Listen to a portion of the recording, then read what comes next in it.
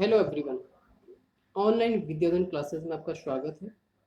आज हम बात करेंगे समावेशी शिक्षा के बारे में। समावेशी शिक्षा जो कि आपके सिलेबस का यूनिट 10 है, इकाई 10 है।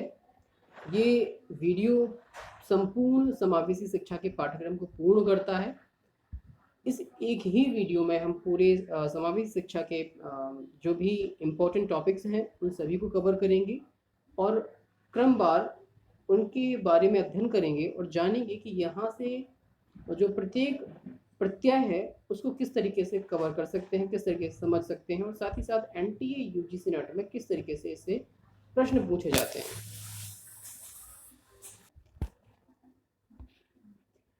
सबसे पहले हम बात करेंगे समावेशी शिक्षा की अवधारणा की, कंसेप्ट ऑफ इंक्लूसिव एजुकेशन। समावेशी शिक्षा या जिसे हम समावेशीकरण के अर्थ का सामान्य विद्यालय परिस्थितियों में नाना प्रकार के उपागम, तकनीक, तरीके आदि के प्रयोग कर विशिष्ट आवश्यकता वाले बालकों के लिए ऐसी परिस्थितियों का को उत्पन्न करना कि उन्हें शिक्षा ग्रहण करने में सुगमता प्रदान करें।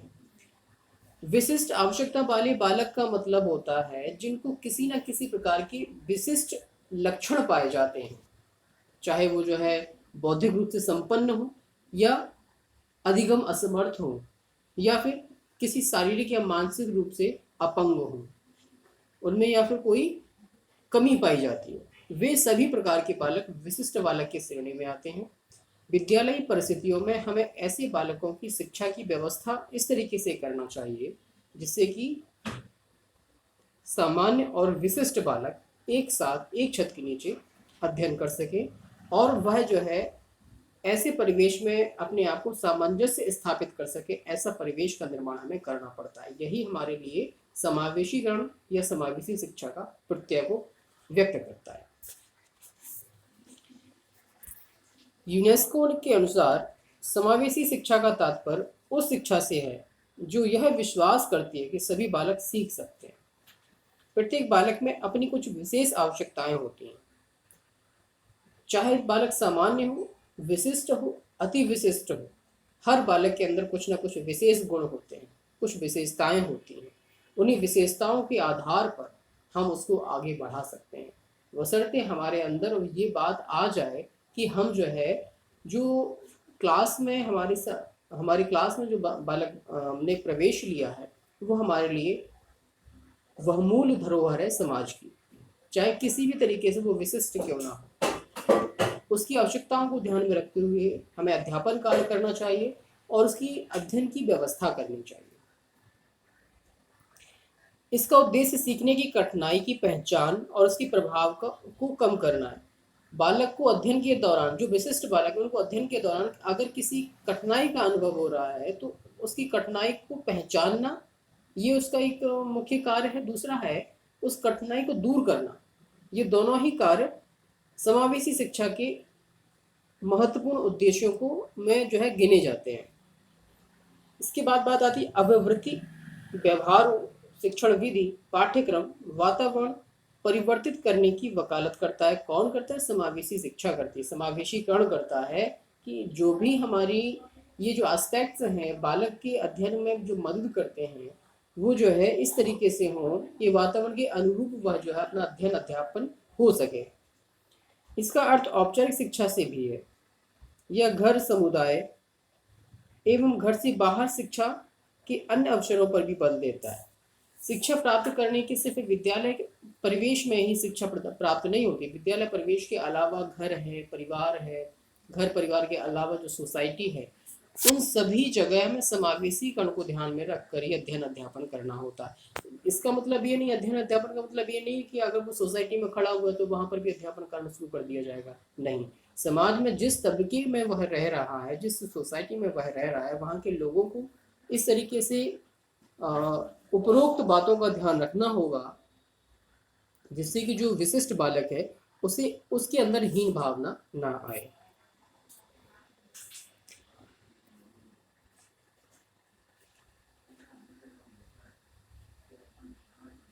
समावेशी शिक्षा को एक आधुनिक सोच के तहत परिभाषित किया जा सकता है जो कि शिक्षा को अपने में सिमटे हुए दृष्टिकोण से मुक्त करती है और ऊपर उठाने के लिए प्रोत्साहित करती है। शिक्षा का समावेशीकरण यह बताता है कि विशेष आवश्यकताओं की पूर्ति के लिए एक सामान्य छात्र और विशिष्ट छात्रों को समान शिक्षा की प्राप्ति के अवसर मिलने चाहिए। कभी कभी जो विशिष्ट बालक होते हैं उनकी तो अपनी कुछ विशेषताएं होती ही हैं, पर सामान्य बालकों की भी कुछ अपनी विशिष्ट आवश्यकताएं आ जाती हैं। उन आवश्यकताओं को ध्यान में रखते हुए अध्यापन कार्य किया जाना चाहिए, जिससे कि उनकी जो आवश्यकताएं हैं उनको पूरा किया जा सके। उनको ध्यान में रखते हुए ही हम परिवेश का निर्माण करें। प्रत्येक शिक्षक को समावेशीकरण को समझकर अपनी कक्ष का वातावरण समावेशीकृत बनाने का प्रयास करना चाहिए। समावेशीकरण वर्तमान समय में अति व्यापक रूप में विकसित हुआ है, जिसका उद्देश्य समाज के प्रत्येक बालक को शिक्षा का मूलभूत अधिकार प्राप्त हो, उसे सीखने का एक स्वीकृत स्तर अर्जित करने का अवसर प्रदान किया जाना चाहिए तथा सभी बालकों में सहयोग की भावना विकसित हो, ऐसी पाठ्य सहगामी क्रियाओं का आयोजन करना चाहिए। अब बात आती है कि परिवेश तो हमने समावेशीकरण का बना दिया, पर वो समावेशीकरण के जो प्रत्यय हैं, जो बातें हैं, वो सभी बालकों के अंदर उनके मन में होना चाहिए कि क्लास में हमारे साथ जो पढ़ रहा है, जो अति विशिष्ट है या विशिष्ट है, वह भी समाज का ही अंग है, वह भी हमारा ही अंग है। नहीं तो लोग उसे चढ़ाने लग जाते हैं, उसकी विशेषता को, जो उसकी विशिष्टता है, जो और लोगों से उसे विशिष्ट बनाती है, उसको पिंच करने लग जाते हैं, उसको मारने, उसको उसका विशेष प्रकार के टैग लगा देते हैं, उसके ऊपर उसका नाम निकाल देते हैं। तो ऐसा ना होगा। अगर ऐसा होता है तब क्या होता है, उस बालक के अंदर हीन भावना आ जाती है। इसीलिए ये भी बात हमें ध्यान रखना होता है। इसके पश्चात बात आती है समावेशी शिक्षा की विशेषताओं की। तो यहाँ पर हम बात करेंगे कुछ अपनी इसकी जो है कुछ विशेषताएं होती हैं, चाहे कोई सा भी कोर्स हो, पाठ्यक्रम हो या विषय हो, उसकी कुछ अपनी विशेषताएं होती हैं। तो ये समावेशी शिक्षा की कुछ अपनी विशेषताएं हैं। जैसे कि बताया, समावेशी शिक्षा निश्चित करती है कि बालक को शिक्षा का प्रथम तत्व माना जाए एवं क्षमता अनुसारी शिक्षा प्रदान की जाए। हमें ध्यान रखना होगा कि जो उसकी शिक्षा व्यवस्था है वो जो है उसकी क्षमता अनुसार होनी चाहिए। वो जितना अर्जित कर सकता है, हम जितना दे सकते हैं ये नहीं, हम वो कितना अर्जित कर सकता है, ये बात ध्यान में रखना होता है। अगर अति विशिष्ट होगा तो निश्चित तौर पे वह जो है आकांक्षा, उस जो अचीवमेंट लेवल होते हैं उसके ज़्यादा होंगे, आकांक्षा स्तर उसका ज़्यादा होगा। लेकिन अगर जो किसी न किसी कमजोरी से ग्रसित है, तो जितना वो एक्सेप्ट कर सकता है, जितना वो स्वीकार कर सकता है, उतना उसे प्रदान करना चाहिए। प्रत्येक बालक में अद्वितीय विशेषताएं, रुचियां और अधिगम आवश्यकताएं होती हैं। समावेशी शिक्षा सबके लिए शिक्षा की अवधारणा को पूर्ण करती है। एजुकेशन फॉर ऑल का कंसेप्ट पूरा करने का काम समावेशी शिक्षा का है। समावेशी शिक्षा में विशिष्ट आवश्यकता वाले बालक को सामान्य शिक्षण कक्ष में सामान्य बालकों के साथ शिक्षा प्रदान की जाती है। ये बात हम पहले ही आपसे चर्चा कर चुके हैं।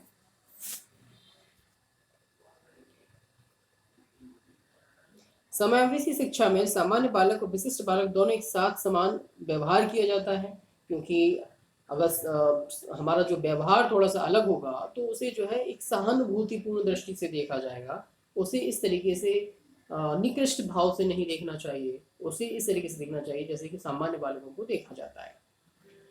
समावेशी शिक्षा में विशिष्ट बालक आवश्यकता वाले बालकों को उनकी क्षमता अनुसार कौशलों का प्रशिक्षण दिया जाता है। जो और जिस प्रकार का कौशल वो प्राप्त कर सकते हैं, जो क्षमता रखते हैं, वही कौशल उसे प्रदान किया जाएगा, जिसमें उसकी योग्यता और विशिष्टता आगे निकल के आती है, जिसमें उसका इंटरेस्ट है, वही उसको कौशल, क्योंकि कोशिश की जाती है जो शारीरिक या मानसिक रूप से किसी भी तरीके से विशिष्ट है, कह सकते हो विकलांग है, तो उसको कौशल युक्त शिक्षा देने का प्रावधान और हमारी सरकार कोशिश करती है।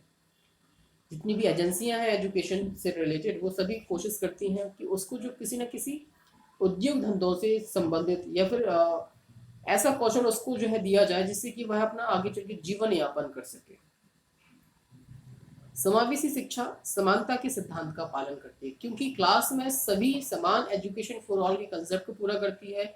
यहाँ पर सामान्य और विशिष्ट जो बालक होते हैं उन दोनों को ध्यान में रखते हुए अध्यापन कार्य किया जाता है, उनकी विशिष्टताओं को ध्यान में रख के कार्य किया जाता है। इसलिए यह जो है समानता के सिद्धांत को फॉलो करती है। समावेशी शिक्षा आर्थिक रूप से बोझ नहीं डालती, क्योंकि इसका मानना है कि विशिष्ट बालकों को विशिष्ट विद्यालयों में नहीं पढ़ाना है, ऐसा परिवेश निर्माण करना है सामान्य विद्यालयों में ही कि जो विशिष्ट बालक है वो वहाँ पर पढ़ सके। बस कुछ विशेष चीज़ें वहाँ पर उपलब्ध करा दी जाएं तो जो विशिष्ट प्रकार के बालक है वो भी वहाँ पर अध्ययन कार्य कर सकते हैं। अब हम बात करते हैं कि सोसाइटी में समावेशी शिक्षा की आवश्यकता क्यों है, नीड ऑफ इंक्लूसिव एजुकेशन की। पहला पॉइंट है समावेशी शिक्षा विशिष्ट बालकों के आत्मसम्मान को जागृत करती है। समावेशी शिक्षा विशिष्ट बालकों का समाज में समायोजित करने का प्रयास करती है, क्योंकि समाज में जब बालक जाता है तो निश्चित तौर पे समाज का ही वह अंग होता है। उसको इस तरीके की शिक्षा जब प्रदान की जाती है तो निश्चित और वो समाज में अपना जो समायोजन करने में सक्षम हो पाता है। समावेशी शिक्षा विशिष्ट बालकों को आत्मनिर्भर बनाती है, क्योंकि उसको ऐसे कौशल युक्त शिक्षा दी जाती है जिससे कि वह जो आत्मनिर्भर हो सके, अपने जो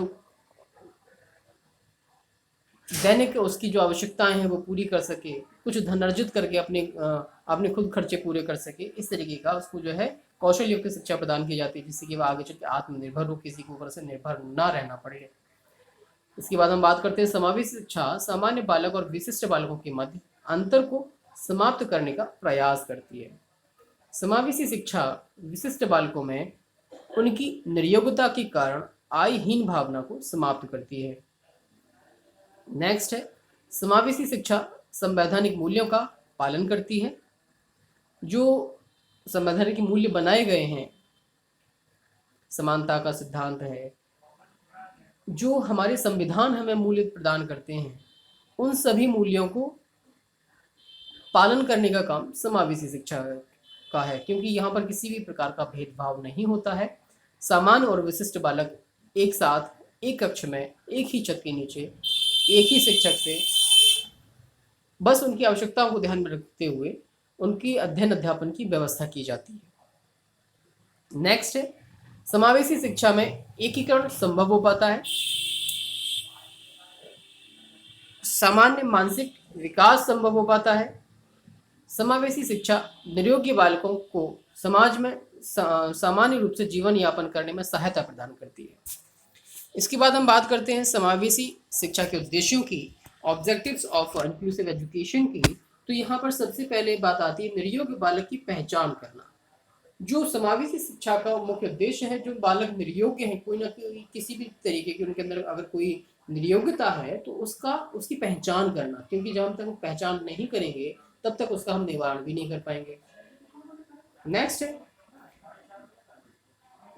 निर्योग्यता को दूर करने के उपाय करना। पहले चरण में क्या करना है, निर्योग्यता के बारे में पता करना।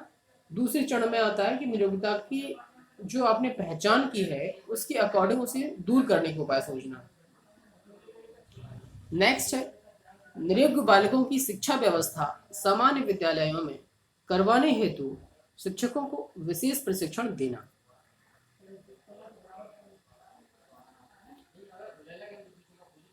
विशिष्ट बालकों को विशिष्टता के आधार पर शिक्षा की व्यवस्था करना।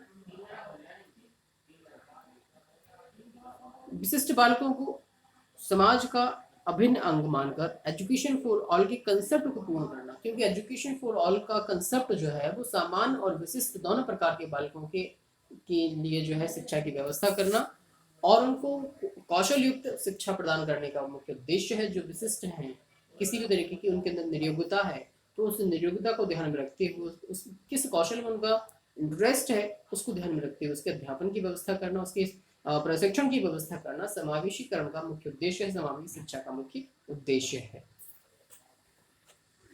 इसके बाद हम बात करते हैं समावेशी शिक्षा के कार्यक्षेत्र की, स्कोप की, कि ये जो है इसकी कहाँ कहाँ स्कोप है, इसका किस तरीके से कहाँ कहाँ किस क्षेत्र में हम इस्तेमाल कर सकते हैं, किस क्षेत्र में इसका प्रयोग किया जा सकता है।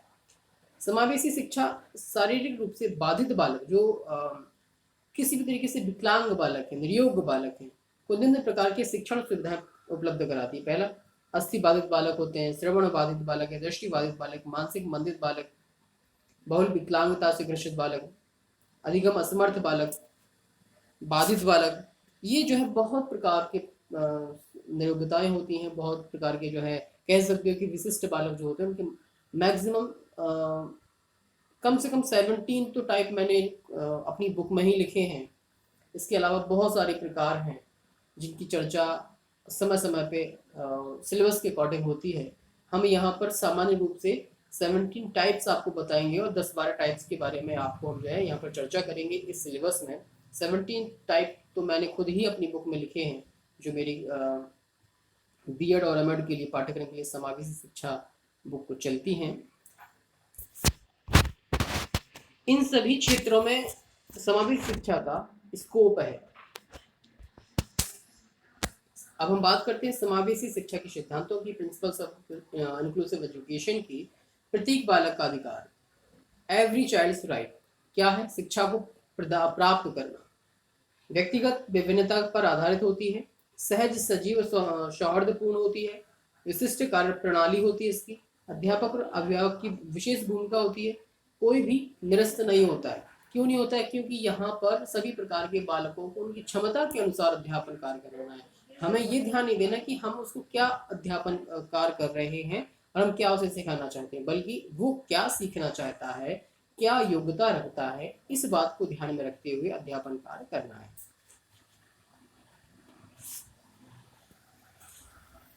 इसके बाद हम बात करते हैं समावेशी शिक्षा के विकास की। इसका जो है विकास कैसे हुआ। 19वीं शताब्दी में अमेरिका और यूरोप में अपंग बालकों के लिए समावेशी शिक्षा से संबंधित प्रयास प्रारंभ हुए। विशिष्ट शिक्षा के जन्मदाता अधिकांश यूरोप के चिकित्सक थे।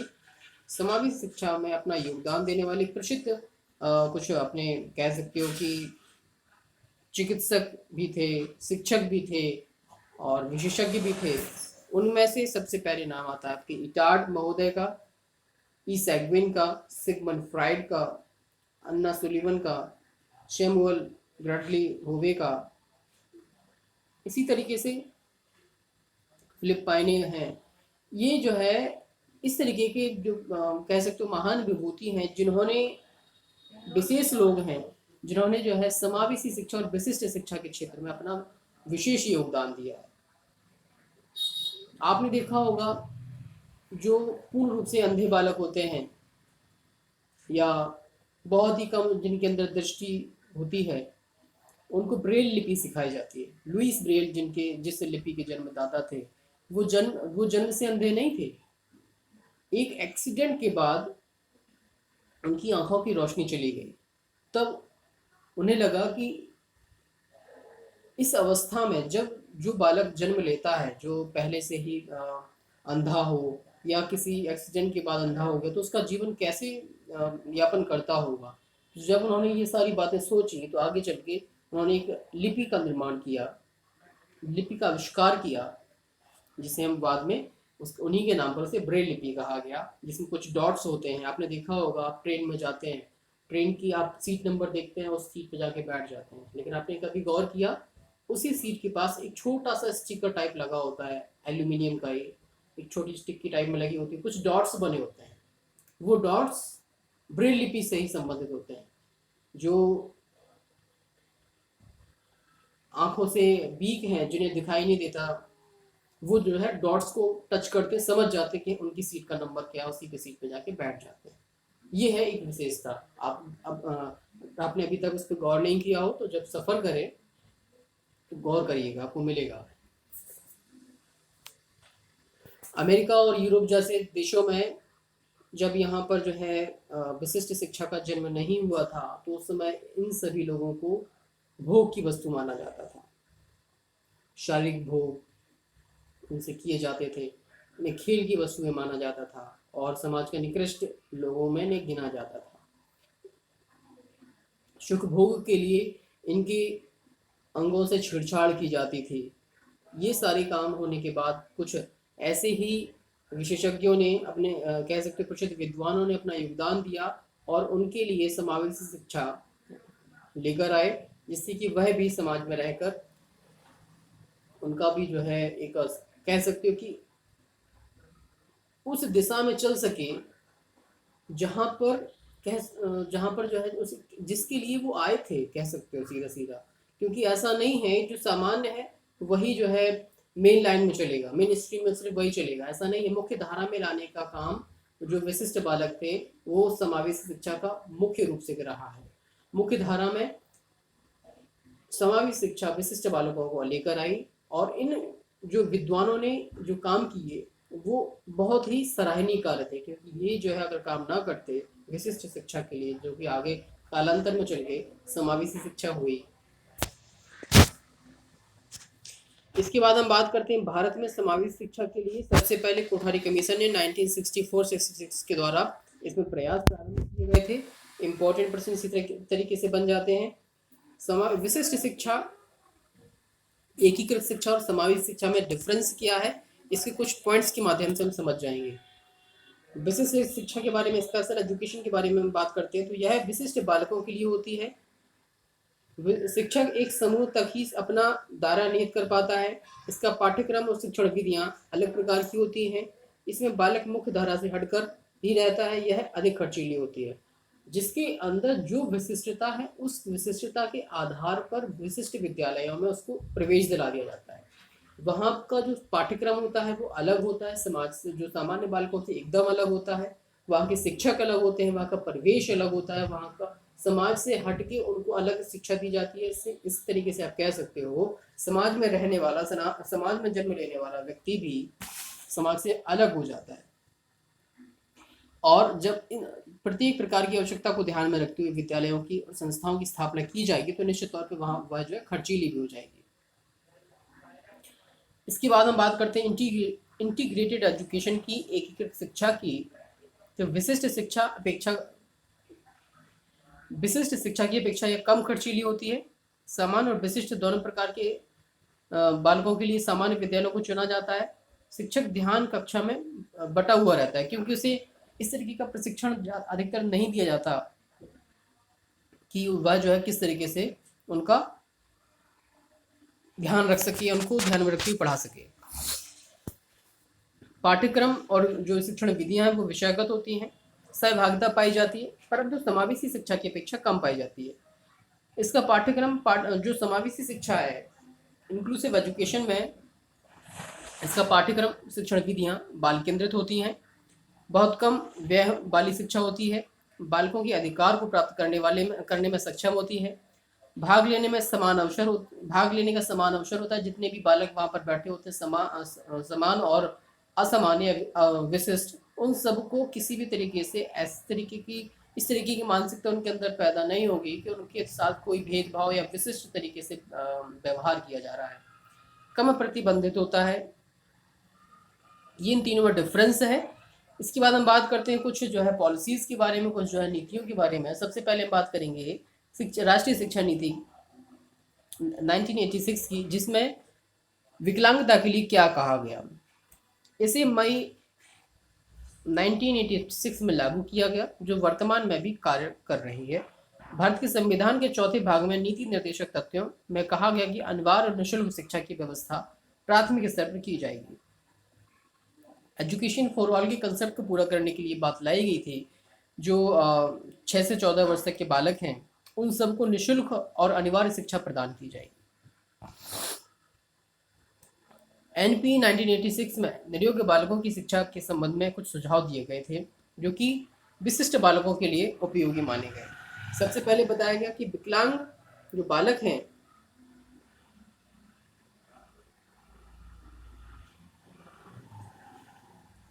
विकलांगता अगर एक हाथ, पैर या किसी मामूली सी है तो ऐसे बच्चे को पढ़ाई समान बालकों के साथ करवाई जाए, क्योंकि हाथ या पैर की जो विशेषता है या अपंगता है वह उसके अध्यापन या उसके अध्ययन कार्य पर प्रभाव नहीं डाल सकती। इसीलिए उसको सामान्य विद्यालयों में पढ़ाया जा सकता है। विकलांगों के लिए व्यावसायिक प्रशिक्षण की पर्याप्त व्यवस्था होनी चाहिए, क्योंकि सरकारों का मुख्य उद्देश्य यही होता है जो हमारा विशिष्ट वर्ग है उसको कौशल युक्त शिक्षा प्रदान की जाए, जिससे कि वह कौशल युक्त शिक्षा प्राप्त करने के पश्चात रोजगार प्राप्त कर सके। शिक्षकों, विशेषकर प्राथमिक कक्षाओं के शिक्षकों के प्रशिक्षण कार्यक्रमों को भी नया रूप दिया जाएगा, ताकि वे विकलांग बच्चों की कठिनाइयों को ठीक तरह से समझकर उनकी सहायता कर सकें। विकलांगों की शिक्षा के लिए स्वैच्छिक प्रयासों को हर संभव तरीके से प्रोत्साहित किया जाएगा। गंभीर रूप से विकलांग बच्चों के लिए छात्रावास वाले खास स्कूलों की जरूरत होगी। इस तरह के स्कूल जहां तक संभव हो जिला मुख्यालय में बनाए जाए। इससे होगा क्या, वहां पर इनकी जो आवश्यक चीजें हैं वो वहां पर उसको उपलब्ध कराई जा सकेंगी। इसके बाद हम बात करते हैं राष्ट्रीय शिक्षा नीति 1986 के, जो कि बाद में चल के प्लान ऑफ एक्शन 1992 बन गई थी, मॉडिफाइड होके थोड़ी सी। प्लान ऑफ एक्शन का मुख्य उद्देश्य 14 वर्ष तक के बालक, 6 से 14 वर्ष तक के जो बालक थे उनको प्राथमिक शिक्षा के नामांकन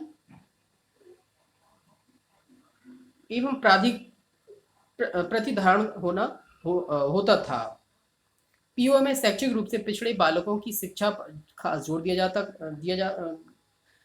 जाता रहा है और आगे भी दिया जाता रहेगा, क्योंकि ये जो विशेष बालक हैं इनकी शिक्षा पर ध्यान देना आवश्यक है, क्योंकि इनके अंदर जो विशिष्टता है उनको ध्यान में रखते हुए उनको हम आगे बढ़ा सकते हैं। महिला शिक्षा को समान अवसर प्रदान किए गए। तकनीकी शिक्षा का महत्व कंप्यूटर शिक्षा पर उपयोगीकरण कार्यक्रम हेतु जो केंद्रित किए गए, क्योंकि समय समय पर जो कार्यक्रम वहाँ पर करवाए जाते हैं वो बताते हैं कि कंप्यूटर शिक्षा हमारे लिए क्यों उपयोगी है, तकनीक शिक्षा हमारे लिए क्यों उपयोगी है। और खासकर जो तकनीकी शिक्षा है, कंप्यूटर शिक्षा है, ये कौशल युक्त पाठ्यक्रम के अंतर्गत सम्मिलित की जाती है। इसीलिए कुछ बालकों को जो विशिष्ट योग्यता रखते हैं उनको इसी तरीके के पाठ्यक्रम में प्रवेश दिलाया जाता है, जिससे कि आगे चल के वे रोजगार प्राप्त कर सकते हैं। सार्वभौमिकरण के लक्ष्य को प्राप्त करने के लिए कार्यक्रम में दूरस्थ एवं औपचारिक शिक्षा पर जोर दिया गया। व्यक्तिगत क्षमता बढ़ाने हेतु व्यावसायिक शिक्षा को बढ़ावा दिया जाता है। कार्यक्रम की में जो है शिक्षा की विषय वस्तु प्रक्रिया के निर्माण को सुझाव दिया गया। विकलांगों की शिक्षा हेतु सुझाव कार्यक्रम सम्मिलित किए गए थे। निशक्त व्यक्ति अधिनियम 1995 के बारे में बात करेंगे। जो निशक्त बालक होते हैं, जिनके अंदर कोई ना कोई निशक्तता होती है, अपंगता होती है, उनके लिए 1995 में एक अधिनियम लाया गया जिसमें उनके लिए कुछ विशेष प्रावधान रखे गए। शारीरिक रूप से बाधित प्रत्येक बालक जब तक वह 18 वर्ष तक का हो उसे उपयुक्त वातावरण में निःशुल्क शिक्षा और शिक्षा संस्थान उसके प्रवेश को सुनिश्चित करेंगे। सामान्य स्कूल में बाधित और सामान्य बालकों में समन्वय के प्रयास करेंगे। समावेशी शिक्षा संस्थान सरकारी गैर सरकारी क्षेत्रों में स्थापित कराने पर बल देंगे। शारीरिक रूप से बाधित बालकों के लिए व्यावसायिक प्रशिक्षण के साधन विशिष्ट शिक्षा संस्थानों को उपलब्ध कराने के प्रयास करेंगे। शारीरिक रूप से बाधित बालक जो कक्षा 5 तक किसी विद्यालय में शिक्षा प्राप्त कर चुके हैं, जो किसी कारणवश पूर्णकालिक शिक्षा लेने में असमर्थ हैं, ऐसे बालकों को अंशकालिक शिक्षा की व्यवस्था की जाएगी। क्योंकि जो पूर्णकालिक शिक्षा प्राप्त नहीं कर सकते, निश्चित तौर पे ऐसे बालकों के लिए अंशकालिक शिक्षा प्रदान की व्यवस्था करनी सरकार का काम है, उसका उत्तरदायित्व भी है। पिछड़े हुए क्षेत्रों में उपलब्ध मानव संसाधन का प्रयोग तथा उनका उपयुक्त अभिविन्यास करके शिक्षा देने का प्रावधान करना। प्रत्येक अपंग बालक को उसकी शिक्षा हेतु आवश्यक विशिष्ट पुस्तकें व उसकी जो उपकरण हैं निःशुल्क उपलब्ध कराना, ये जो है इस अधिनियम में बताए गए और लाए गए। जो शारीरिक रूप से बाधित बालक हैं कि उनके लिए विशेष छात्रवृत्ति की व्यवस्था होनी चाहिए। आपने देखा होगा जो विकलांग बालक होते हैं उनके लिए विशिष्ट प्रकार की छात्रवृत्तियां समय समय पे राज्य सरकार और केंद्र सरकारों को द्वारा दी जाती हैं।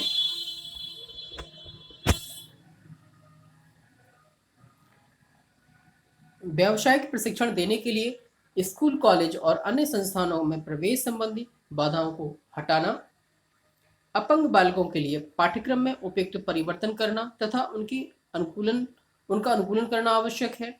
श्रवण बाधित बालकों की सुविधा के लिए पाठ्यक्रम में परिवर्तन, जैसे केवल एक भाषा के द्वारा पढ़ाया जाए, संबंधी परिवर्तन आवश्यक है, क्योंकि जो विशिष्ट बालक होते हैं, अगर कोई मानसिक रूप से विकलांग बालक है तो समय समय पे विभिन्न विभिन्न प्रकार की अनेक भाषाओं का इस्तेमाल किया जाएगा, तो उसे कन्फ्यूजन क्रिएट हो जाएगा, क्योंकि वो नहीं समझ पाता कि एक ही, क्योंकि अलग अलग अलग भाषाओं को पढ़ेगा तो उसका मानसिक रूप से अगर वो किसी भी तरीके से विकलांग है तो ऐसी स्थिति में बहुत सारी भाषाओं को, बहुत सारे विषयों को एक्सेप्ट नहीं कर पाता वो। इसीलिए कोशिश करना होता है कि एक ही भाषा में उसे पढ़ाया जाए।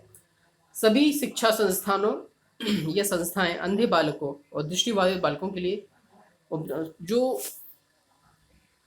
सुविधाएं हैं वो उपलब्ध कराएंगी। इसके बाद हम बात करते हैं राष्ट्रीय विकलांग जन नीति 2006 की। राष्ट्रीय विकलांग जन नीति 2006 संविधान में इंगित पदों जैसे समानता, स्वतंत्रता, न्याय, उन सभी बातों पर जोर देती है जो इस उद्देश्य को पूरा करते हैं, भले ही कोई बालक निर्योग्य क्यों ना हो। क्षमताएं व योग्यताएं अपने आप में भिन्न व अनोखी होती हैं, इनका क्षेत्र अत्यधिक विस्तृत होता है और इनकी जो सीमित परिप्रेक्ष्य में नहीं देखना चाहिए। इसका मतलब है जो राष्ट्रीय विकलांगजन नीति है 2006 है, वह बताती है कि जो समानता, स्वतंत्रता और जो न्याय जैसे जो हमें संवैधानिक मूल्य प्रदान किए गए हैं उनको हम तभी पूरा कर सकते हैं जब हम समावेशीकरण के परिवेश, समावेशीकरण को ध्यान में रखते हुए सारी बातें उनको फॉलो करेंगे। अन्यथा की स्थिति में हम समावेशीकरण के कंसेप्ट से दूर हटते चले जाएंगे। अगर हम ऐसा करते हैं तो हम जो है निश्चित तौर पे समावेशीकरण के कंसेप्ट को पूरा करते हैं। साथ ही साथ जो राष्ट्रीय विकलांगजन नीति 2006 है उसमें कुछ अपने बिंदुओं पर उन्होंने मुख्य रूप से चर्चा की थी, जिन बिंदुओं के बारे में हम सामान्य रूप से यहाँ पर चर्चा करेंगे। सबसे पहले उन्होंने बताया था जो विकलांगता निवारण है वो क्या है, पुनर्वास की, अगर जो विकलांग है तो अगर उसको पुनर्वास की व्यवस्था कैसी की जानी चाहिए, जो भौतिक पुनर्वास कार्य नीति क्या है, इन सभी के बारे में उन्होंने चर्चा की थी।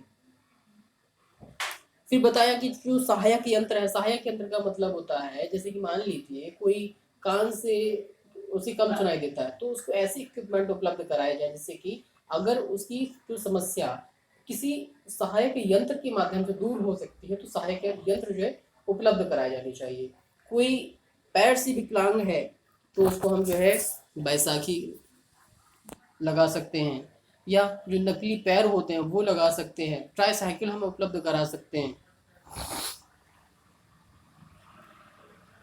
पुनर्वास व्यवस्थापकों का विकास, निःशक्त जन हेतु शिक्षा, निःशक्त जन आर्थिक पुनर्वास, सरकारी प्रतिष्ठानों में रोजगार, निजी क्षेत्रों में रोजगार, स्वरोजगार, ये जो कौशल्य की शिक्षा है वो इन्हीं सब बातों को पूरे करते हैं। सरकारी प्रतिष्ठानों में रोजगार की व्यवस्था वहाँ पर उपलब्ध हो जाती है अगर वह जो है प्रशिक्षित है, कौशल युक्त है, वहाँ पर उसको जो है थोड़ा सा आरक्षण दे दिया जाता है और उसको सिलेक्शन मिल जाता है। निजी क्षेत्रों में उसको रोजगार उपलब्ध हो जाते हैं, स्वरोजगार करने लग जाते हैं। निःशक्त और दिव्यांग जो महिलाएं हैं उसको ध्यान में रखते हुए काम कर सकते हैं। दिव्यांग बालक बाधा मुक्त वातावरण, विकलांगता प्रमाण पत्र ये मिल जाते हैं जिससे कि आगे चल के उसको समस्याएं नहीं होती।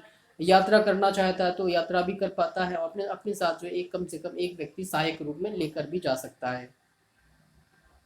सामाजिक सुरक्षा, गैर सरकारी संगठनों का बढ़ावा, खेलकूद, मनोरंजन और सांस्कृतिक वातावरण की व्यवस्था करना, पुनर्वास कार्यक्रम समय समय पे होना चाहिए, मानव संसाधन विकास हो सके, कार्य जो कार्यान्वयन की जिम्मेदारी जो भी है, ये सभी व्यवस्थाएं यहाँ पर बोली गई हैं। कह सकते हो कि ये सारी बातें यहाँ पर लाई गई और इन पर काम होता है तभी हम जो है समावेशी शिक्षा के उद्देश्य को पूरा कर पाएंगे। और उनका जो मानना था राष्ट्रीय विकलांगजन नीति जब बनाई गई तो इन सभी बातों पर चर्चा की गई और चर्चा करने के पश्चात बहुत सारे जो है रिजल्ट पॉजिटिव निकल के आए, विशिष्ट बालकों के लिए समावेशी शिक्षा के कंसेप्ट को पूरा करने में मदद करते हैं। भारतीय पुनर्वास परिषद अधिनियम 1992 की अगर हम बात करते हैं, the rehabilitation council of India act 1992 संसद द्वारा इसे पारित किया गया था। इसका मुख्य कार्य जो निरयोग, वंचित और विशिष्ट बालक हैं उनकी प्रशिक्षण कार्यक्रम की व्यवस्था करना, उनकी कोर्स समय समय पे बनाना और इसको नियंत्रित करना। दिव्यांग जो व्यक्ति हैं उनके संबंध में रखने वाले पेशेवर कर्मचारियों के लिए न्यूनतम मानक जो निर्धारित मानक होते हैं उनके लिए मानक बनाना, विदेशी विश्वविद्यालयों द्वारा प्रदान की गई उपाधि को मानकानुसार आकलन करना, पेशेवर, व्यावसायिक और कर्मचारियों का लेखा जोखा रखना, व्यावसायिक पुनर्वास केंद्रों में को मानव शक्ति के रूप में स्वीकार करना, क्योंकि जो पुनर्वास केंद्र हैं वो सिर्फ समाज के लिए बोझ नहीं है, वहाँ से भी ह्यूमन रिसोर्सेज निकलते हैं, तो एक मानवीय संसाधन के रूप में उनको स्वीकार करना ये उसका एक मुख्य उद्देश्य है। राष्ट्रीय स्तर पर संस्थाएं हैं जो कि निःशक्त जनों के लिए हैं, उनकी पहचान करना, निःशक्त जनों से संबंधित व्यक्तियों के पुनर्वास के क्षेत्र में परीक्षण और कार्यक्रम को नियंत्रित करना, इन सब का कार्य है। पुनर्वास और विशिष्ट शिक्षा के क्षेत्र में सतत शिक्षा को उन संगठनों के साथ मिलकर प्रोत्साहित करना जो कि निःशक्तता के क्षेत्र में कार्य कर रही हैं। अब हम बात करते हैं सर्व शिक्षा अभियान की, जो कि संबंधित है विशिष्ट बालकों से।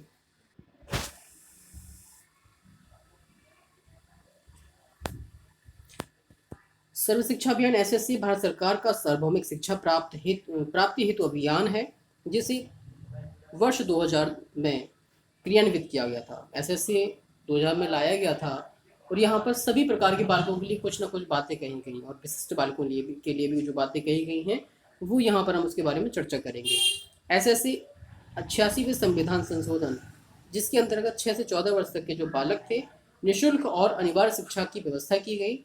इसे मौलिक अधिकार के रूप में स्वीकृति है प्रदान की गई थी और एसएससी में कुछ बातों पर चर्चा की गई जो कि मुख्य रूप से विकलांग बालकों के कंसेप्ट के लिए जो आवश्यक रूप से लाए गए थे।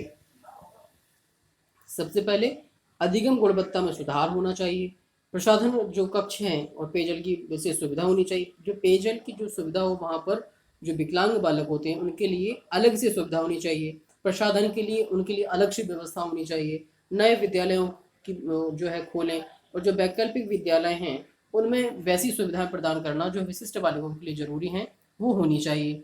विद्यालयों की संख्या और कक्षाओं की संख्या में वृद्धि होनी चाहिए। अधिगम स्तर में सुधार के हेतु प्रयास करना चाहिए।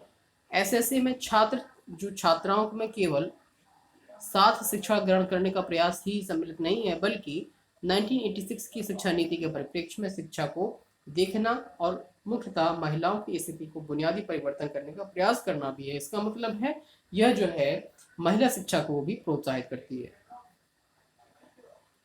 शिक्षकों की जो गुणवत्ता को बढ़ाने हेतु नियमित प्रशिक्षण प्रदान करने की व्यवस्था करना इसका मुख्य उद्देश्य है। अब हम बात करेंगे UNCRPD के बारे में, जो कि 2006 में लाया गया था, United Nations convention other rights of person with disabilities. UNCRPD 2006 एक अंतर्राष्ट्रीय संस्था स्तर पर मानव विकासों जो मानव अधिकारों की सुरक्षित रखने के लिए की गई एक संधि है। यह समझौता, संधि मीन से कह सकते समझौता हुआ था जिसमें मुख्यतः जो निरयोग व्यक्ति हैं उनके अधिकारों और हितों की रक्षा हेतु एक संधि की गई थी। जो निरयोग बालक हैं उनमें जो निरयोग्यता है उस निरयोग्यता को ध्यान में रखते हुए उनके कुछ अधिकार उनको प्रदान किए गए थे। उनकी जो अधिकारों को जो उनके अधिकारों का हनन करेगा उनकी रक्षा के लिए कुछ बातें कही गई थी कि हम जो है हम सोसाइटी उन बालकों के लिए क्या क्या कर सकते हैं। इस समझौते ने निरयोग्यता से प्रभावित व्यक्तियों को समाज का समान सदस्य माना। इस समझौते को संयुक्त राष्ट्र महासभा ने 13 दिसंबर 2006 को स्वीकृति प्रदान की। इसके प्रसिद्ध और प्रमुख सिद्धांत या कह सकते हो प्रमुख बिंदु निम्नांकित है, जैसे कि पहले सबसे बड़ा कि पक्षपातपूर्ण व्यवहार ना करना। हमारी क्लास में सामान्य और विशिष्ट दोनों प्रकार के बालक पढ़ रहे हैं तो उनमें उनके साथ पक्षपात नहीं होना चाहिए। समानता के जो है अवसर प्राप्त मिलने चाहिए, सुलभ होनी चाहिए शिक्षा। महिला व पुरुषों में समानता होनी चाहिए। नियोगी बच्चों की उभरती हुई क्षमताओं का सम्मान व उन्हें अब उनकी पहचान को संरक्षित रखने के अधिकार का सम्मान होना चाहिए। निहित प्रतिष्ठा के लिए समान व्यक्तिगत अधिकारों जिसमें स्वयं के निर्णय की स्वतंत्रता हो, व्यक्तियों की आत्मनिर्भरता को ध्यान में रखा जाना चाहिए। इसके बाद हम यहाँ पर बात करेंगे वैकल्पिक प्रोटोकॉल की। ऑप्शनल प्रोटोकॉल या वैकल्पिक प्रोटोकॉल अतिरिक्त समझौते की तरह कार्य करता है। इसके अंतर्गत समिति को व्यक्तियों की शिकायत सुनने और दर्ज करने का पूरा अधिकार होता है। इस प्रोटोकॉल को 3 मई 2008 यूएनसीआरपीडी से जोड़ा गया था। जो यूएनसीआरपीडी था उसको उसी में जो है इसे जोड़ दिया गया था बाद में। इसके बाद हम बात करते हैं कुछ मॉडल्स ऑफ इंक्लूजन के, जो समावेशी शिक्षा के प्रतिमान हैं, मॉडल हैं, उनके बारे में कुछ चर्चा करेंगे। सबसे पहले हम बात करते हैं समावेशन नियोक्ता से संबंधित है। जो डिसेबिलिटी है उसका संबंध समावेशन से है, अतः नियोक्ता को समझने और शिक्षा और जीवन हित की मुख्य धारा का भाग बनाने पर जोर देता है। कौन देता है? समावेशन। यह अधिगम की तरह अनवरत चलने वाली प्रक्रिया है। जब तक समाज के सामान्य लोग इसे नहीं स्वीकार कर सकते तब तक समावेशन संभव नहीं। इसका मुख्य उद्देश्य है समावेशन तभी संभव है जब सामान्य जन विशिष्ट लोगों को अपना ही समूह का अंग मानने लग जाए। अगर ऐसा होता है तो निश्चित तौर पर समावेशीकरण की प्रक्रिया पूर्ण मानी जाती है। हमारी क्लास में विशिष्ट प्रकार के बालक बहुत सारे पढ़ते हैं। अगर उनसे हम अलग अलग तरीके के व्यवहार करने लग जाएंगे, उनसे दूर भागने लग जाएंगे, तो निश्चित तौर पर समावेशीकरण कभी पूर्ण नहीं हो सकता। समावेशन आधारित जो प्रतिमान है वो सबसे पहले हम बात करते हैं पूर्ण समावेशन प्रतिमान की, फुल इंक्लूजन मॉडल की। पूर्ण समावेशन प्रतिमान पूरी तरह से नियोग्य बालकों को सामान्य बालकों के साथ एक ही विद्यालय और कक्षा हेतु अध्ययन करने का जो समर्थन करता है। इस प्रतिमान में सामान्य और विशिष्ट बालक एक साथ पढ़ने उठने बैठने पर कोई प्रतिबंध नहीं होता। यहाँ नियोक्ता है यहाँ किसी प्रकार का अवरोध पैदा नहीं करती। और मेरा मानना है कि ये मॉडल सबसे ज़्यादा उत्तम है, मेरा अपना ओपिनियन है। इसके बाद हम बात करते हैं आंशिक समावेशन प्रतिमान की, पार्शियल इंक्लूजन मॉडल की। आंशिक समावेशन प्रतिमान इस बात का समर्थन करता है कि यदि किसी परिस्थिति में नियोग्य बालकों के लिए पूर्ण समावेशन की स्थिति अगर संभव ना हो तो कम से कम पार्शियल समावेशन होना चाहिए। पार्शियल इंक्लूजन मॉडल वहाँ पर फॉलो करना चाहिए, क्योंकि अगर हम ऐसा करते हैं तो उनकी भी कमियां दूर हो जाती हैं, उनकी भी जो है जो आवश्यकता को ध्यान में रखते हुए काम करना है वो भी हो जाता है, और साथ ही साथ हम जो है इंक्लूजन के मॉडल को भी फॉलो कर लेते हैं। इसके बाद हम बात करते हैं बैंक का अनुकूलित वातावरण प्रतिमान, वैंग एडेप्टिव लर्निंग इन्वायरमेंटल मॉडल। यह प्रतिमान बैंक द्वारा निर्मित किया गया। इस मॉडल की सबसे खास बात यह थी, यह विशिष्ट बालकों को उनकी योग्यता और सामर्थ्य के अनुसार सीखने के अवसर प्रदान करता है। यह प्रतिमान बताता है कि विशिष्ट बालक और सामान्य बालक का आपसी संबंध और अंतःक्रिया और भी अधिक सुदृढ़ होती है। यह प्रतिमान अपने आप में बहुमुखी होता है। इस प्रतिमान में विशिष्ट बालकों को जो भी निर्देश दिए जाते हैं वे उन्हीं को ध्यान में रखते हुए बनाए जाते हैं, और निर्देश पाकर जो भी वह अधिगम करते हैं उसके अधिकार की पुष्टि भी उसको प्राप्त हो जाती है। इसका मतलब है बैंक ने जो अपना अनुकूलित वातावरण प्रतिमान दिया वो विशिष्ट बालकों की आवश्यकताओं को ध्यान में रखते हुए दिया, उनकी योग्यताओं को ध्यान में रखते हुए दिया। जो वो जैसा प्राप्त कर सकता है, जिस तरीके से कर सकता है, उसे स्वतंत्रता होती है, और साथ ही साथ ये स्वतंत्रता होने के साथ साथ उसे एक और सुविधा होती है, जितना वो प्राप्त करेगा उतना उसका रिजल्ट भी पाएगा, उसको उसका कह सकते हैं फीडबैक भी मिल जाता है। इसके बाद हम बात करते हैं टीम टीचिंग मॉडल की। यह प्रतिमान सामान्य विशिष्ट बालकों की एक ही कक्षा में एक साथ बैठाकर अध्ययन करते हैं। इसमें शिक्षक आपसी सहमति से विशिष्ट और सामान्य बालकों को मिलाकर पढ़ाते हैं। इस प्रतिमान में को विद्यालय में लागू करने से शिक्षक शिक्षार्थी दोनों को लाभ होता है, क्योंकि सभी प्रकार की जब जो सामान्य विद्यालय में अध्यापन और अध्ययन होता है तो सब लोग एक साथ रह के उसको पूरा तरीके से मॉडल को पूरा तरीके से उस पर उस पर काम करने के लिए प्रयास करते हैं, जिससे कि उसमें सफलता भी मिलती है। समावेशन चक्र प्रतिमान, सर्कल ऑफ इंक्लूजन मॉडल, यह प्रतिमान खासकर छोटे बालकों के लिए विकसित किया जाता है। इसमें विशिष्ट बालकों के समावेशन उनके सामान्य बालकों के साथ समावेशन पर जोर दिया जाता है। इसमें बालकों की इस बात का एहसास कराया जाता है कि वह स्वयं को पहचाने कि वह कौन है। यह प्रतिमान क्रिया पर आधारित होने के कारण सहभागिता पर जोर देता है, साथ ही साथ उसे इस बात का आभास नहीं होने देता कि उसके अंदर जो कमियां हैं वो जो है उसे समाज से अलग करती हैं, बल्कि उसे ये बात अवगत कराया जाता है कि अगर जो कमियां हैं वो कमियां उसकी स्वयं की नहीं हैं, उसकी कोई गलती नहीं है, उन गलतियों को सुधारा जा सकता है जो उसे किसी नेचर के द्वारा या फिर किसी एक्सीडेंट के द्वारा उसे प्राप्त हुई हैं। उनको ध्यान में रखते हुए वह जो है अपना प्रशिक्षण प्राप्त करके, कौशल युक्त प्रशिक्षण प्राप्त करके रोजगार प्राप्त कर सकता है, समाज का एक सम्मानित सदस्य भी बन सकता है। अब यहाँ पर हम बात करने वाले हैं दोषग्रस्तता, विकलांगता और अपंगता में अंतर की। इम्परमेंट, डिसेबिलिटी और हैंडीकैप में डिफरेंस क्या है, मेन डिफरेंस है, उसके बारे में हम यहाँ पर अध्ययन करेंगे। सबसे पहले हम बात करेंगे, कुछ यहाँ पर पॉइंट लेके हम बात करने वाले हैं। आप देख रहे होंगे यहाँ पर कुछ आपको पॉइंट दिए गए हैं।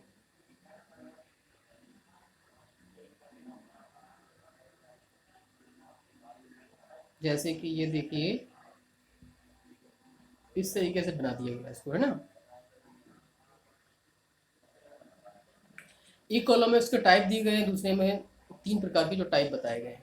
सबसे पहले बात करते हैं दृष्टि की, विजन की। जो बालक होते हैं, इम्पेयरमेंट होते हैं, उनमें दृष्टि जो है ठीक से दिखाई नहीं देता। प्रतिबिंब का ना बनना विकलांगता की श्रेणी में आता है। स्पष्ट दिखाई ना देना की अपंगता जो होती है वो अपंगता की श्रेणी में आता है। श्रवण की अगर हम बात करते हैं, सुनने में कठिनाई की अगर हम बात करते हैं तो ये बाधिता की श्रेणी में आता है, इम्पेयरमेंट की श्रेणी में आता है। स्पष्ट ना सुनाई देना विकलांगता की श्रेणी में आता है। सामान्य आवाज सुनने में भी अयोग्य होना, जो नॉर्मली हम बात करते हैं अगर वह भी में नहीं सुनाई देती है तो हम अपंगता की श्रेणी में आते हैं। वाणी बोलने की में कठिनाई होना, स्पष्ट उच्चारण न कर पाना विकलांगता की श्रेणी में जाएगा। बोलने में अगर हम कठिनाई उपलब्ध हो रही है हमें तो वो जो है बाधिता या दोषग्रस्तता की श्रेणी में आएगा। स्पष्ट बोलने में अयोग्यता, ये अपंगता की श्रेणी में आता है। शारीरिक, फिजिकल के किसी अंग का पूर्ण या आंशिक रूप से ना होना, हरकत करने में कठिनाई होना, सामान उपयोग ना कर पाना। ये डिफरेंस है, मेन डिफरेंस है आपके इम्पेयरमेंट, हैंडीकैप और आपके डिसेबिलिटी में। इसके आधार पे आप जो है मेन डिफरेंस समझ पाएंगे। यहाँ पर हम चर्चा करने वाले हैं विकलांग बालकों की, एक्सेप्शनल चाइल्ड की, जो कि विशिष्ट बालक होते हैं, क्या होते हैं, कौन कौन से बालक आते हैं।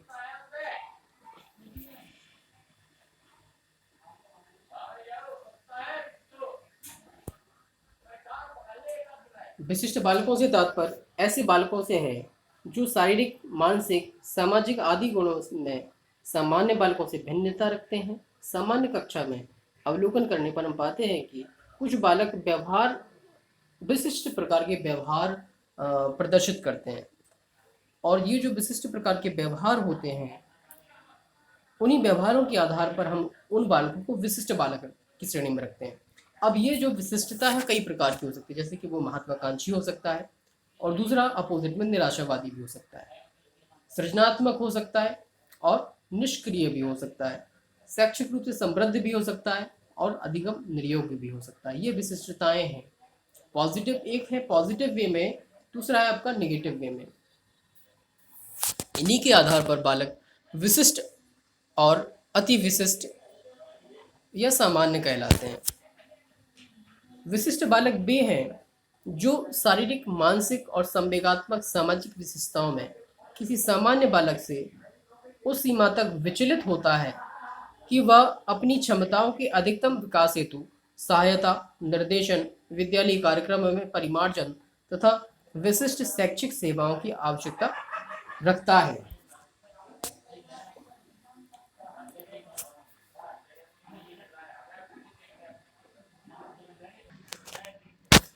विशिष्ट बालक सामान्य बालक की अपेक्षा अधिक बुद्धिमान या निम्न बुद्धिमान वाले होते हैं, अपोजिट हो जाते हैं ये।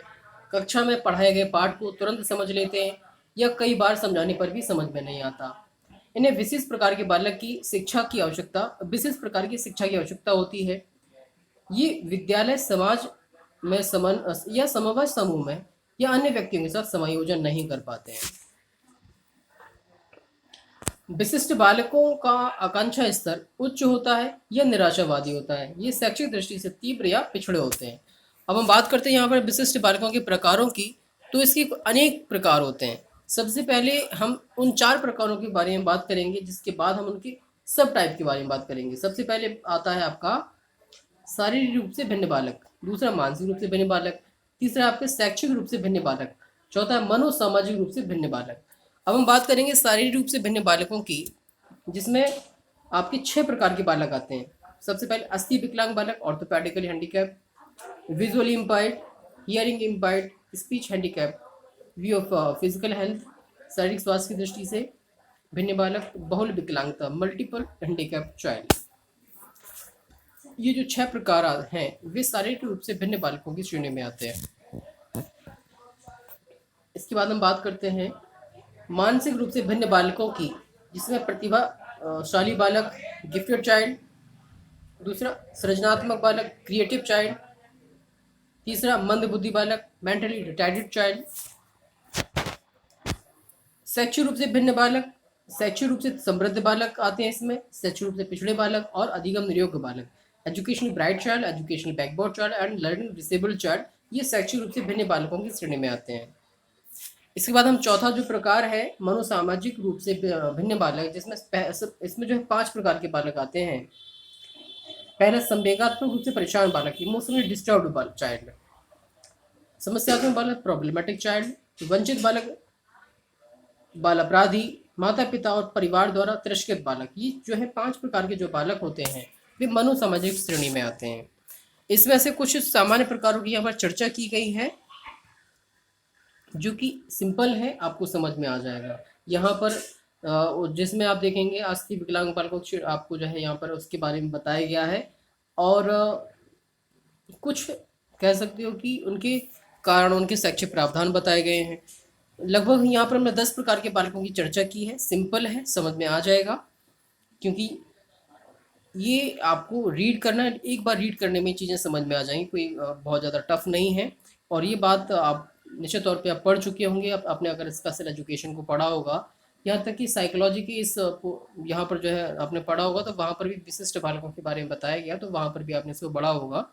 लेकिन यहाँ पर हमने बहुत सारे प्रकारों की चर्चा की है, जो कि आपने एक ही बुक में या फिर एक ही जगह कभी नहीं पढ़े होंगे। तो यहाँ पर हमने लगभग 8-10 प्रकारों की चर्चा की है, जिनको आप एक बार रीड करके उनको कवर कर सकते हैं। और ये जैसे कि ये सृजनात्मक बालक जो मैं यहाँ पर दिया है, इसके बारे में आपको मैं साइकोलॉजी में बता चुका हूँ कि सृजनात्मकता क्या होती है। और सृजनात्मकता के मैंने 4 तत्वों के बारे में चर्चा की थी, फ्लुएंसी, फ्लेक्सिबिलिटी, ओरिजिनलिटी और एलेबोरेशन, जिसके बारे में आपको बखूबी पता है। यहाँ पर मैंने शॉर्ट बताया आपको। मानसिक मंदित बालक होते हैं, जो मेंटली रिटार्डेड होते हैं, जिनके मंद बुद्धि बालक की श्रेणी में आते हैं। ये यहाँ पर मैं इसको डिटेल में ना बता के आप इसको रीड करिएगा, समझ में आ जाएगा। PDF मैंने आपको दे दिया है। वीडियो यहाँ पर ज़्यादा आपको समझने की आवश्यकता नहीं है, क्योंकि ये सिंपल सी चीज़ें हैं, ज़्यादा टफ नहीं है आपकी। यहाँ पर 90 नंबर पर मैंने अधिगम नियोग्यता बालक की श्रेणी के बारे में बताया है। जो आपको अधिगम नियोग्यता के बारे में बताया कुछ, इसमें जो है आपने देखा होगा कि पढ़ते समय उनको दिक्कत हो जाती है, पढ़ने में दिक्कत हो जाती है, डिसलेक्सिया जैसी समस्याएं जो आती हैं। पता चल रहा है कि 6 को 9 बोल रहा है, 36 को 63 बोल रहा है, 14 को 41 बोल रहा है, 41 को 14 बोल रहा है। पठन विकृति डिसलेक्सिया कहते हैं। गणितीय विकृति को मैथमेटिकल डिसऑर्डर या राइटिंग डिसऑर्डर, ये सारी समस्याएं आपकी जो है इस श्रेणी में आती हैं। बाल अपराधी होते हैं, डेलिक्वेंट चाइल्ड होते हैं, कोई जो सामाजिक नियम होते हैं उन सामाजिक नियमों को तोड़ देते हैं, उन जिसकी वजह से जो सरकार होती है या फिर हमारा जो तंत्र होता है वह जो है उसको दंडित करती है एक विशेष दंड संहिता के तहत। अब ये बाल अपराधी बालक बनते क्यों हैं? कई रीज़न होते हैं। निर्धनता भी हो सकती है, पारिवारिक परिवेश भी हो सकता है, संवेगात्मक असंतुलन भी हो सकता है, आर्थिक समस्या भी हो सकती है, उसके आसपास का वातावरण कैसा, नैतिकता का अभाव में भी वह जो है डेलिक्वेंट चाइल्ड की श्रेणी में आ जाता है। अनैतिक परिवार, अगर न उसका परिवार बहुत अच्छा नहीं है, नैतिक मूल्यों को फॉलो नहीं करता, अनैतिक है, तब भी वह जो है एक डेलिक्वेंट चाइल्ड बन जाता है। अब हम बात करेंगे यहाँ पर समावेशी विद्यालय की, कि समावेशी विद्यालय आखिर क्या होते हैं। समावेशी विद्यालय को समझने का एक मुख्य उद्देश्य यही है कि समावेशी विद्यालय में सामान्य और विशिष्ट प्रकार के सभी प्रकार के बालक समान रूप से पढ़ सकें, अध्ययन कर सकें, समावेशी बालक की श्रेणी में आते हैं। और इनका मुख्य उद्देश्य है उनकी शिक्षा की व्यवस्था करना, और साथ ही साथ जो विशिष्ट आवश्यकताएं हैं उनकी, वो सभी वहाँ पर उपलब्ध हों, बैठने की व्यवस्था उत्तम हो, और जो विशिष्ट प्रकार के बालक होते हैं उनके लिए फर्नीचर व्यवस्था अलग हो, क्लासरूम का डेकोरेशन या फिर कह सकते हो वाइट वॉश इस तरीके का हो जिससे कि उसकी चमक ना पड़े, ब्लैक बोर्ड पेंट समय समय पर होते रहना चाहिए, और जो जिन बच्चों को कम दिखाई देता है उनको अग्रिम पंक्ति में बैठाना चाहिए। पैर से या फिर जो अस्थि विकलांग हैं उनके लिए अलग तरीके का फर्नीचर की व्यवस्था होनी चाहिए। अध्यापक, स्टाफ और जो अन्य कर्मचारी उनका जो समय समय प्रशिक्षण दिया जाना चाहिए। समय समय पर उनको जो सेमिनार वर्कशॉप होते हैं उनके लिए भेजना चाहिए, जिससे कि वह जो है समावेशी पाठ्यक्रम के बारे में समझ सकें। या फिर वो जो विद्यालय होते हैं उनमें के अंदर जो कक्षा रूम होते हैं, क्लास रूम्स होते हैं, कक्षा कक्ष होते हैं, वो अगर सही तरीके से समावेशी वातावरण तैयार करेंगे तो निश्चित तौर पे बच्चों को कभी भी समावेशीकरण में दिक्कत नहीं आएगी। उपयुक्त तकनीक का उपयोग करना चाहिए, ओएचपी है समय समय इस्तेमाल करना चाहिए। आपने देखा लॉकडाउन के दौरान कई लोगों जब विद्यालय महाविद्यालय में नहीं जा सके तो निश्चित तौर पे हम तकनीक का सहारा लिया। उस तकनीक के सहारे भी हम जो है समावेशीकरण कर सकते हैं, क्योंकि जैसे कि मान लीजिए आप जो इस समय अध्ययन कर रहे हैं, हमारे पास किसी भी प्रकार का बालक आ जाए, चाहे उसे कम सुनाई देता हो, कम दिखाई देता हो, तो हमारी बातों को सुन सकता है ईयरफोन से, हमारी बातों को अगर वो नहीं देख सकता तो सुन के भी अपनी अध्ययन कार्य को पूर्ण कर सकता है। सामान्य और विशिष्ट बालकों की श्रेणी के किसी प्रकार के बालक हमारे वीडियोज़ को सुन सकते हैं, जो देख सकते हैं वो देख सकते हैं, जो नहीं देख सकते वो सुन सकते हैं। तो इसका मतलब है कि हमारा जो मेथड है वह जो है समावेशीकरण को पूर्ण करता है। अब यहाँ पर बात आती है कि भारतीय परिप्रेक्ष्य में विशिष्ट और समावेशी शिक्षा में क्या बातें की गई। इसके पहले हमने जो है अंतर्राष्ट्रीय स्तर पर बात की थी कि जब जो है समावेशी शिक्षा लाई गई यूरोप और इंग्लैंड जैसे देशों में इसमें काम हुआ, अमेरिका जैसे देशों में काम हुआ, तो भारत में भी इसमें काम प्रारंभ हुआ। सबसे पहले कुछ महत्वपूर्ण बिंदुओं के बारे में हम चर्चा करेंगे। आपने देखा कि प्राचीन काल में विकलांग बालकों को शिक्षा प्राप्त बहुत ही कम हो पाती थी, क्योंकि वो घर से नहीं निकल सकते थे। इनको मुख्य कड़ी में लाने के लिए बहुत संघर्ष करना पड़ा। इनको लोग दया, करुणा, सिंपैथी देते थे, अरे ये तो बहुत कमज़ोर है, बहुत वीक है, कैसे अध्ययन करेगा, हाथ पकड़ के उठा दिया, इस तरीके से सिंपैथी दिखा देते। पर उनको सिंपैथी की आवश्यकता नहीं है, वो भी मजबूत हो सकते हैं, वो भी ह्यूमन रिसोर्स ग्रुप में उभर के आ सकते हैं। समय के परिवर्तन के साथ साथ देश काल परिस्थितियाँ बदली, राजाओं महाराजाओं ने जो है समय समय पर उनके जो है आश्रय स्थल के लिए की चिकित्सालयों की, आश्रमों की, आश्रय स्थलों की व्यवस्था की। वहाँ पर उनकी कुछ हद तक काफ़ी उनको राहत मिली। और जब अंग्रेजों आने लगे तो वहाँ पर अंग्रेजों ने भी हमारे विशिष्ट शिक्षा के क्षेत्र में काम करना प्रारंभ किया, और वो आगे चल के समावेशीकरण में भी मददगार साबित हुए। सबसे पहले बधिर बालकों के लिए प्रथम विद्यालय जो है मुंबई में स्थापित किया गया था 1983 में। बाधित दृष्टिबाधित बालकों के लिए प्रथम विद्यालय खोला गया 1887 में। बहरे और अंधे बालकों के लिए संस्थान जो खोला गया था वो मैसूर में 1901 में। अंधे बालकों के लिए Emerson institute of the for the blind 1906 Lahore में शुरू किया गया था, जब वो एक ही था, पाकिस्तान अलग नहीं हुआ था हमारा, भारत पाकिस्तान। मानसिक रूप से मंद बुद्धि व्यक्तियों के लिए या बालकों के लिए 1941 में मुंबई में संस्थान की स्थापना की गई। ये सभी जो है हमने जाना इस वीडियो में। और जैसे कि आपने देखा, मैंने 10 से 12 प्रकार के जो बालक थे उनके बारे में मैंने सॉर्ट कर दिया। रीज़न क्योंकि वो चीज़ आपको आती है, इसलिए मैंने उसको सॉर्ट कर दिया। नहीं तो यही वीडियो अभी और जाके आधे घंटे और बढ़ जाता है, पौन घंटे और बढ़ जाता है। लेकिन जो चीज़ आपको आती है वो आपको उसको बार बार रिपीट करने का कोई मतलब नहीं है। आपको जो बातें नई हैं वो मैंने सारी चीज़ें इसमें कवर कर ली हैं। इसके अलावा मैंने आपको पीडीएफ दे दिया है, आप उसको अच्छे से रीड करिए, इस वीडियो को देखिए, आपको इससे लाभ मिलेगा। और ये यूनिट यहाँ पर कंप्लीट होती है। एक वीडियो मैंने कंप्लीट करने का प्रयास किया। आशा है कि ये जो वीडियो है और ये कंटेंट है आप लोगों के लिए उपयोगी शुद्ध होगा। और सबसे बड़ी बात है कि ये वीडियो थोड़ा बहुत लेंथी है, 1 घंटे का वीडियो है। और मैं आपको बता दूं, ये वीडियो जो आपको इस समय आप सुन रहे हो, देख रहे हो, शुरुआत में मुश्किल से 20 सेकंड्स, लास्ट के मुश्किल से 20-30 सेकंड्स जो मैंने अपनी बातें कही हैं, इसके अलावा पूरा आपको कंटेंट वेस्ट है।